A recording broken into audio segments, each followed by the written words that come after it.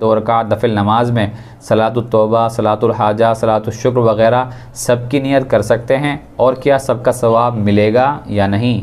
जी हाँ, अगर कोई आदमी नफल नमाज पढ़ रहा है तो उस नफल नमाज में वो कई चीज़ों की नियत कर सकता है। 2 रकात सलातुल हाजत की नियत से पढ़ रहा है तो उसमें वो सलातुत तौबा की नियत भी कर सकता है, सलात शुक्र की तो नियत भी कर सकता है, इन तमाम तर चीज़ों की नियत कर सकता है और 2 रकात ही में सबका सवाब मिल जाएगा।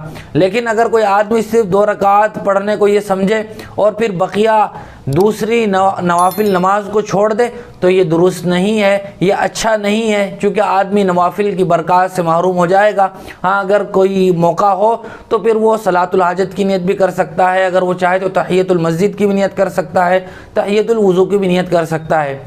दूसरी बात यह है कि वो उस नफल नमाज का वक्त भी हो। कोई आदमी रात में नफल नमाज पढ़ रहा हो, तहज्जुद की नमाज़ पढ़ रहा हो, उसमें वो चाश्त की नियत भी कर ले तो ये तरीक़ा दुरुस्त नहीं है, क्योंकि वो चाश्त का वक्त ही नहीं है। जिस नफल नमाज की वो नियत कर रहा है उस नफल नमाज को उस वक्त में पढ़ा भी जा सकता हो।